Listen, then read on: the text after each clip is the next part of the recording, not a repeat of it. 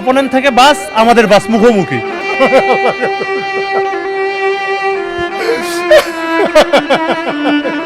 আমার সামনে যারা ছিল তারা সবাই ম্যাক্সিমাম লোকই ডেথ হয়ে গেছে।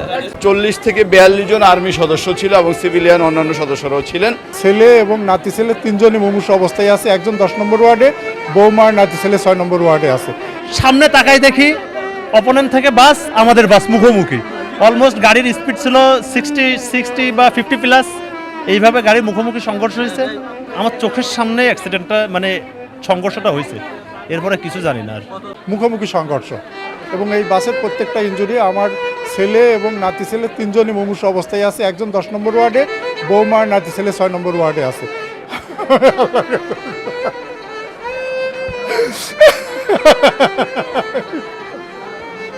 ইসে থেকে খুলনা থেকে যাচ্ছিলাম আপনার টাঙ্গাইলের দিকে, জামালপুরের দিকে।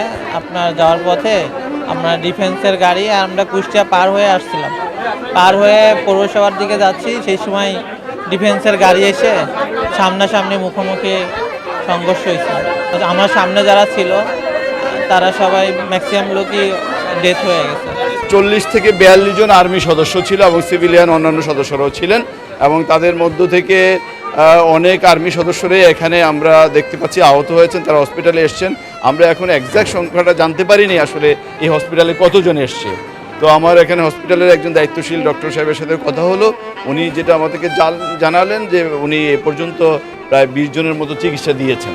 তা আমরাও খোঁজখবর নিচ্ছি টোটাল কতজন আছে, এক্স্যাক্ট সংখ্যাটা এখন পর্যন্ত আমরা জানতে পারিনি। এরা বগুড়া থেকে স্টার্ট করে বিভিন্ন পয়েন্ট থেকে ওদের সদস্যদের উঠিয়ে খুলনার দিকে যাচ্ছিল আর কি। এরা সবাই ট্রেনিস মানে প্রশিক্ষণার্থী। এরা যতটা জানতে পারলাম এরা নাকি ছুটিতে ছিল, ছুটি শেষ করে আবার যাচ্ছিল তাদের ট্রেনিং ইনস্টিটিউটে। এটাই আপাতত আমরা বিষয়টা করছি, খোঁজখবর রাখতেছি এবং চিকিৎসা ডক্টর সাহেবের সাথে আমার কথা হলো, ওনারা আন্তরিকভাবে চিকিৎসা দিচ্ছেন এবং সবাই কাজ করছে এটা নিয়ে।